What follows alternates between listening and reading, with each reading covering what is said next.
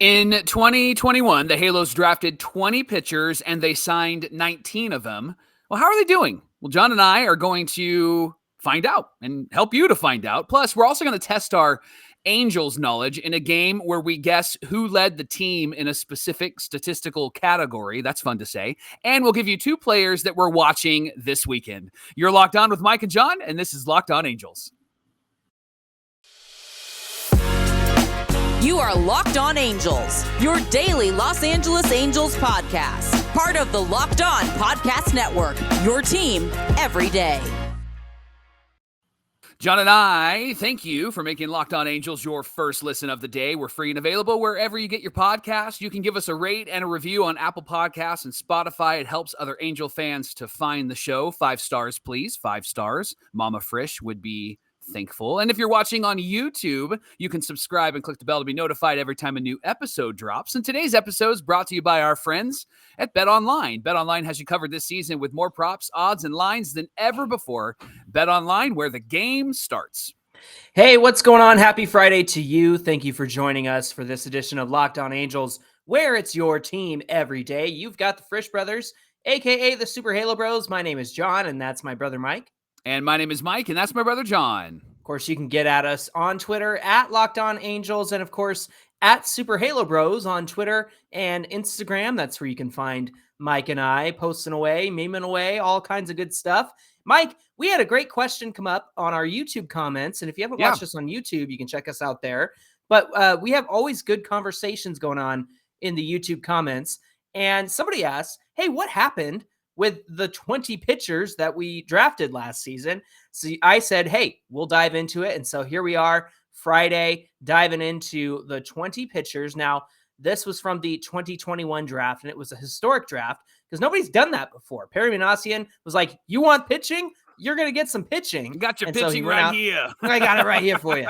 He went out and got 20 pitchers, 19 of them signed. So we are quickly going to go through the 19. Some will spend more time than others, but we'll talk about each one. So let's start with number one. Number one in that draft in 2021 for the Halos was Sam Bachmann. We picked him at number 9. He was from Miami of Ohio, a right-handed pitcher.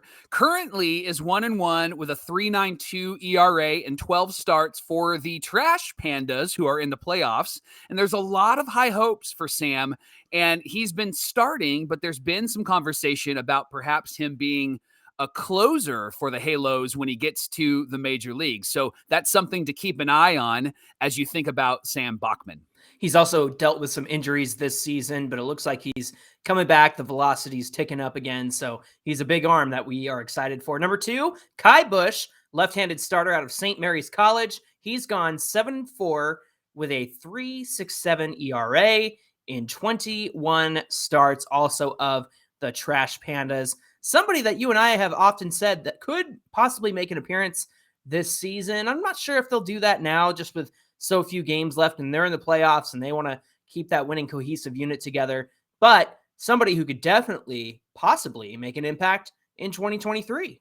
He's tall. He's like Randy Johnson tall. Yeah. And so that really gives him an advantage on the mound. And when Jeff Fletcher was on the show, he talked a little bit about him. So did Lindsey Crosby. He talked a little bit about him as well and said that this guy has great potential. So I'm excited to see Kai Bush. We drafted number 80 in the 3rd round. Landon Marceau, he was a right-handed pitcher out of LSU. He's played for Rocket City and Tri-City, the Dust Devils, this season. He's 4-6, 2.98 ERA in 18 starts. Wow. Yeah, I like those optics. 2.98 in 18 starts. I know 4-6 is not the best record, but considering it's minor leagues, I think it says more that his ERA is so low. So that's great to see. Yeah. Number 4 in the draft was Luke Murphy, a right-handed starter out of Vanderbilt. He's a Vandy boy, 7-2, 2.68, and he's been in 36 games. He's a bullpen arm, Mike, and it looks like he's having a lot of success. Yeah. Our 5th pick was Brett Carey out of South Carolina. He's 4-7 with a 4.73 ERA. He started some games. He's also been in the bullpen. Think Jaime Barria when you think of Brett Carey. He's kind of being used in that role. 24 games, but 19 starts. And so he is somebody that can actually fulfill 2 roles for your team. And he is currently with the Trash Pandas. Love that. Jake Smith was number 6, right-handed starter out of Miami. Dust Devils. He is currently on the Dust Devils. He's 2-7 with a 3.72 ERA. He's been in 27 games and he's had 7 starts. So again, high A Tri-City Dust Devils. He's kind of figuring out where he's going to factor in as a pitcher. Our 7th pick was Ryan Costeau, and he is from Arkansas. He is actually on the Dust Devils as well. He's 3-5, 3.42 ERA, played in 16 games. He's had 10 starts. They're trying him as a starter. That's why you see more starts now in his record, and he's been successful. He's been somebody that they've been really excited about. Our 8th pick was 231 overall. Nick Jones, left-handed starter out of Georgia Southern. He's played for Tri-City and Rocket City this season. He's gone 4-1 with a 4.14 ERA, and he is also a bullpen arm.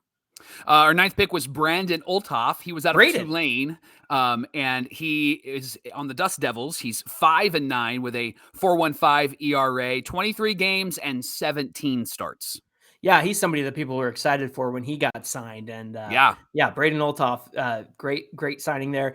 Andrew Peters was number 10, a right-handed starter out of South Carolina for the 66ers. He's been injured, and he's currently on the 60-day IL, so not a lot to report there so far. Our 11th pick was Chase Silseth, so a name that we're familiar with. He was out of Arizona. His major league record is 1-3. He's got an ERA over 6.5 and 7 starts with the major league club, but he's actually been really successful for the Trash Pandas and has helped lead them to the playoffs. I think that we'll see Chase more often next season, and perhaps he'll be in that rotation depending on what the Angels do in signing pitchers this offseason. Yeah, hopefully they give him some more time to cook down there. Next up, number 12, Mason Albright, left-handed starter. He's been with the 66ers in San Bernardino. He's 1-4, 8.67 ERA in 12 starts. Our 13th pick was Mo Hanley out of Adrian College, and he is currently injured. He's on the 60-day IL, so he really doesn't have any stats so far this season. And then, of course, at 14, Eric Torres, left-handed reliever out of Kansas State. He's with the Trash Pandas. He's 2-2. Look at this, a 1.62 ERA out of the bullpen. I like those numbers. Number 15 was Glenn Albanese Jr. He was out of Louisville. He's with the Trash Pandas right now. He's a right-handed reliever, 1-1 with a 3.22 ERA out of the bullpen. 16, Brandon Dufault, right-handed reliever out of Northeastern. Dust Devils, he's with the Tri-City Dust Devils, 1-2 with a 4.93 ERA. He is also out of the bullpen. We drafted Mason Erla out of Michigan State at number 17 in the 17th round. He's with the Trash Pandas right now, 4-6, 4.62 ERA with 15 starts under his belt. We've got 2 more. Number 18, the 531st pick overall, Nick Mondak, a left-handed starter out of St. John's. He's with the Tri-City Dust Devils, 3-7, 5.16 ERA in 21 starts. And our last pick, well, second to last pick, because we didn't sign the 20th pick, but the 19th pick was Nathan Burns. That's easy to say, right? I want to say Nathan Burns. How do you do, Mr. Burns? He's from Oregon State. He's playing for the Dust Devils right now, 1-2 with a 5.33 ERA, and he is also a bullpen guy.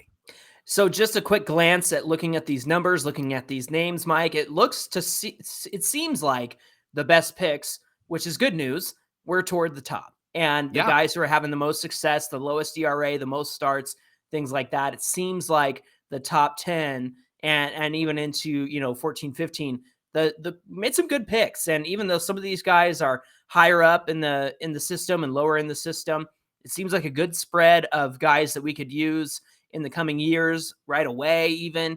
And then some guys that are in the back burner that could contribute to the team down the road. It looks like so far, I got to say, these are some pretty good numbers for Perry's pitcher draft, Perry's all pitching draft from last year. Coming up on Locked On Angels, who led the team in hits in 1995? That's one of the 8 questions that John and I will go back and forth asking each other to test our Halo knowledge, and you can test your Halo knowledge as well. But first, Locked On Angels is brought to you by Bet Online. Bet Online is your number one source for all your pro and college football betting needs and sports info this season. You can find all the latest football league developments, game matchups, news, and podcast at BetOnline. And it's also your continued source for all your sporting wagering information, including live betting, esports, and scores.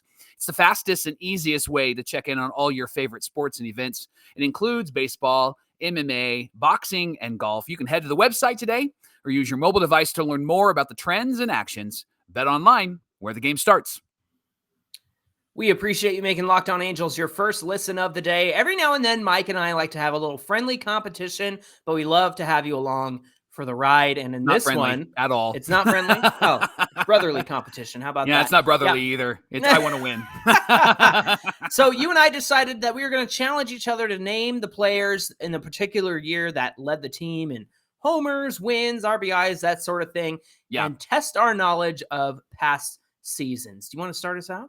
I'm going to start us out, all right? So I picked a team from the 2000s because that's when you started to really start to pay attention to the Angels, and you could like cognitively understand what was happening because you are younger than me.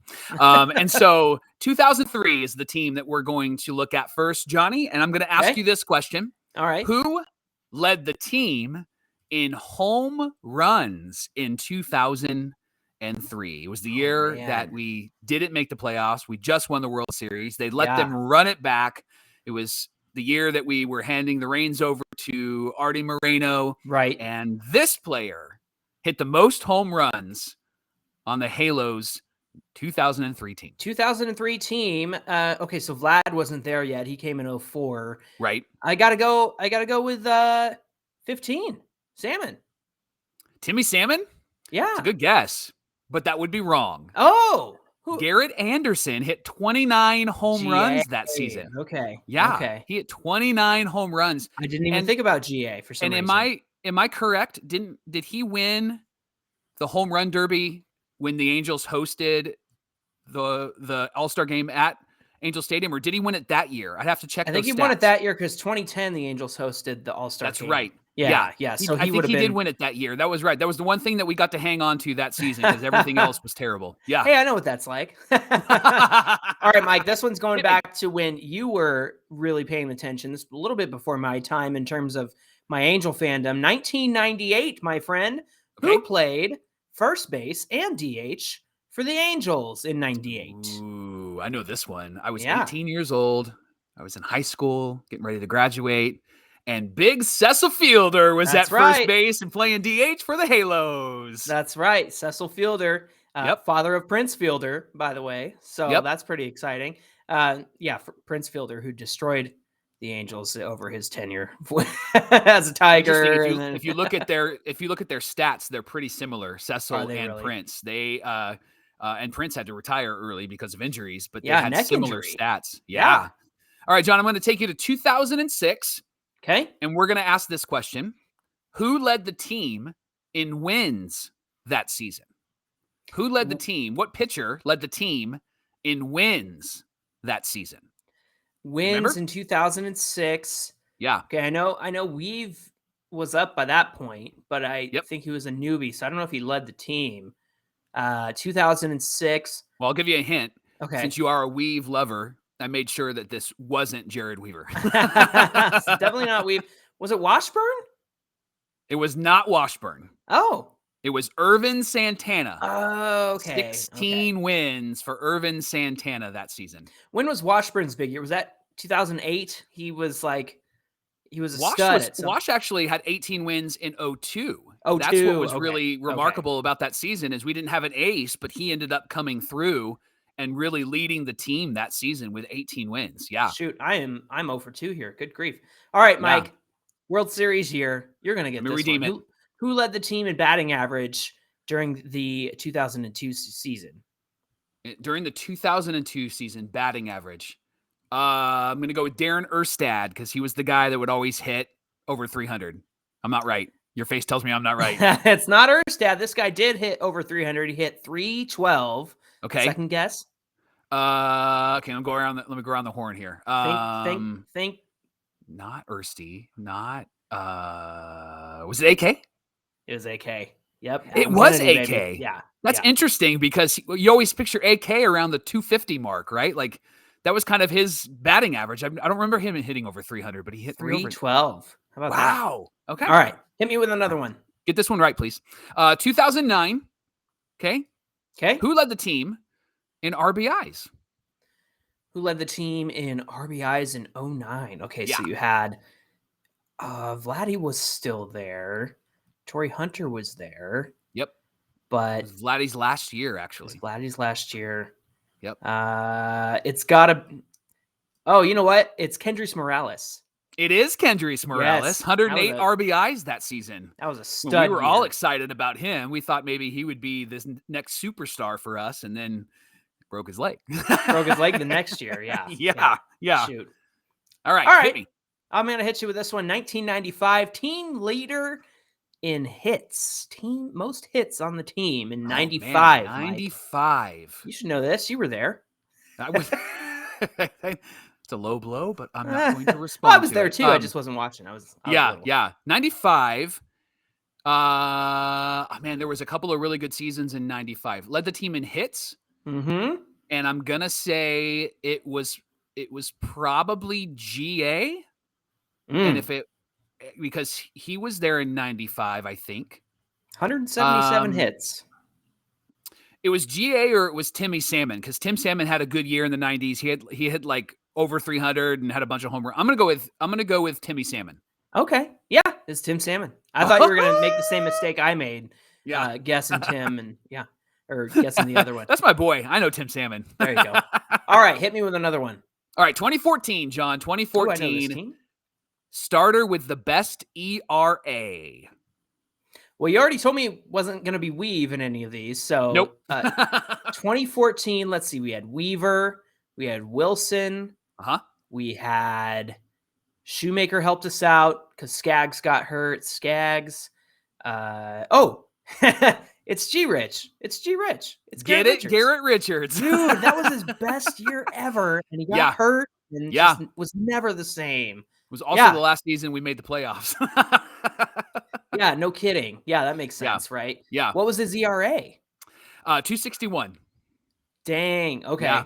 Wow. Was that the year that he like hurt his knee on? He was running off the mound, making a play at first in Fenway. That's and right. His cleat got stuck, and he tweaked his knee, and he was done for the season. And he was never the same. And he was never the same after that. I mean, he had an opening day start for us. He eventually did come back.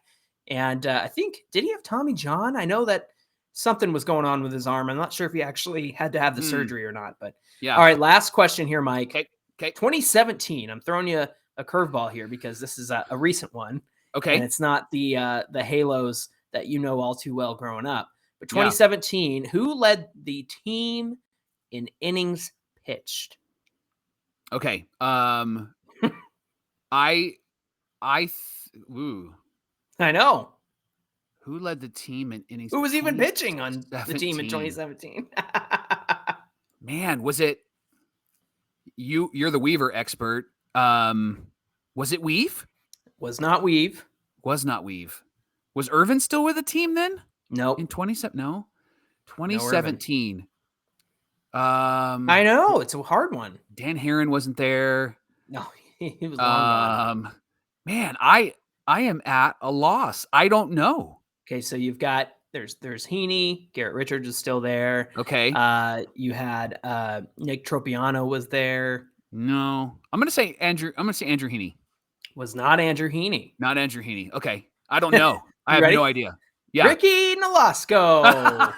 I forgot he pitched for us. Yeah, he also opened for us on opening day. He was our opening day starter. Didn't he have a terrible season though? Oh, he was not great. No, yeah. How many innings did he pitch that year? Let's see. He pitched 181 innings that year. Wow. So he was just okay. He wasn't great, but he was consistent, Yeah. But it was just like this is the best that we have. Oh, Ricky Nolasco. That's when you know you're not having a great year. When Ricky Nolasco is starting opening day for you. Wow. Well, we've got a very interesting series starting today against the Seattle Mariners. It's a 4-game set, and we're hoping to play a little bit of spoilers against the Mariners, who have been kind of, how do I put this? they have had a really great season. They were great last year. They got 90 wins. Right. They added the pieces that they needed to become a good team. But man, have the Mariners become unbearable. Fans, Yeah. Mariners alike, Yeah. everyone's and they, they get mad at the Halos every time they play, and so yeah, it's going to be an interesting weekend. It's the last time I believe that we're facing them this season, and it's at home. So you and Okay. I wanted to share with our listeners who we are watching this weekend. Why Yeah. don't you start us out? I'm going to go with the starter tonight. I'm going to go with Biceps Hey. Lorenzen. I want to see Biceps. him come through. The question I'm asking is, was his last start a fluke? Can he actually continue to perform really well? He went 5 1/3, I think, in his last outing. I'd love to see 6 innings from him. I'd love to see low hits and low runs. The Michael Lorenzen that I'm looking for is the one that started early on in the season against the Marlins. Do you remember when he came out and we're like, who is this guy? And he went 6 innings, gave up 2 hits, Who's had he gonna 7 be? Ks. Yeah. I want to see that Michael Lorenzen. And what we saw in his last start was exciting. And I want to see if he can put back-to-back starts together, because that's the thing that when he got hurt, you could tell he wasn't able to actually do that well, because he had like 3 innings here and 4 innings there. And then he would have like a 7-inning start, and then he would fall off a cliff again. And so I want to see him do back-to-back quality starts, good starts. And this is a team that is a good team. And so I think this is a real good measuring stick for him.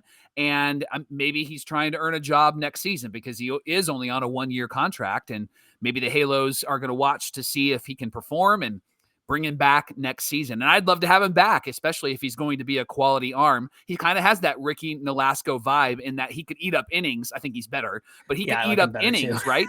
And so I think that if he can eat up innings, we would need him in our starting rotation, or maybe be a long reliever. So I want to see him do well. So I'm keeping an eye on, and I would invite all of you to keep an eye on Michael Lorenzen this weekend.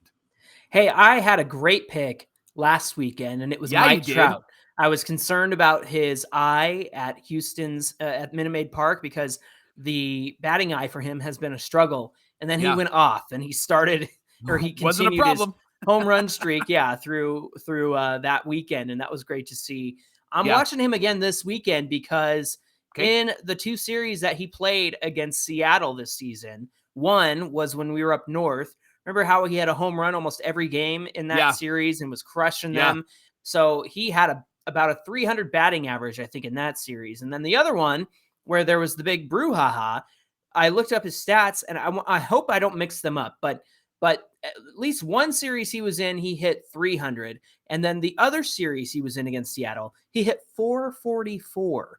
So I'm looking forward to Mike Trout, having a great father-son weekend with the Seattle Mariners, because he is their pops. He owns them.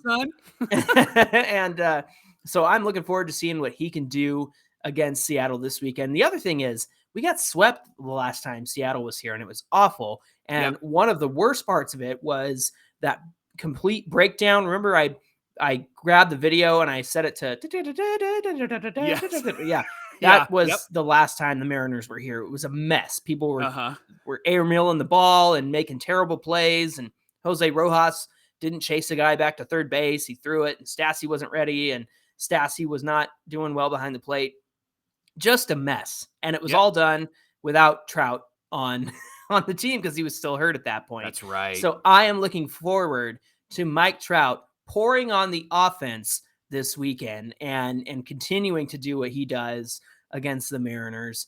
He's going to put them on his shoulders and give them a piggyback, because he's their dad, like I like to say. So again, it's going to be a great weekend. Looking forward to seeing what our Halos can do. And hopefully, it does continue through Monday, so it's a long set, 4 games. Hopefully we can take all 4. That would be really nice. And awesome. And to be honest, other than the sweep, Seattle has really struggled with us this season. And I would attribute that sweep to just not having anybody on the team who was producing at that point. It was a terrible stretch for us at that point. So to me, this is kind of the period at the end of the sentence in terms of this rivalry this season, because again, some of these Mariners fans are driving me crazy. And the thing is like, I want to be excited for them, but I'm not anymore because I'm usually a good baseball fan and can admit when another team is good, but the fans have just driven me crazy this season, especially on Twitter. So no, you don't get any goodwill from me anymore. We're done. It's over. Well, thanks for making Locked On Angels your first listen of the day. And to make your second listen, the Locked On MLB podcast with our friend Sully brings us humor and passion and unique perspective on every team and share some of the biggest stories from around the league. You can follow the #1 daily league-wide podcast, Locked On MLB, on the Odyssey app, YouTube, or wherever you get your podcasts. Don't forget to give us a follow on Twitter at Locked On Angels. And if you want to catch us on Twitter or Instagram, you can follow us at Super Halo Bros. You're going to want to get at us on social media because, Mike, what do we have coming up on Monday? It's Mailbag Monday, and so you can ask all the questions and you can share all the thoughts. Let me give you a directive in case you're not sure what you can ask. Give us your thoughts on who the Angels should sign this offseason, the deals they should make, the contracts they should offer. We would love to hear your thoughts on that. What would you do if you were GM Perry and you were going to build this team? We're going to talk about your genius on Monday. So get at us, send us messages, tweet at us, send us direct messages. You can even call us 714-409-6396. And let's celebrate on Mailbag Monday on Locked On Angels. Looking forward to that. We hope you guys have a great weekend, and we look forward to talking with you on Monday. Until then, my name is John, and that's my brother Mike. And my name is Mike, and that's my brother John. And we'll see you right back here on Monday for more Locked On Angels.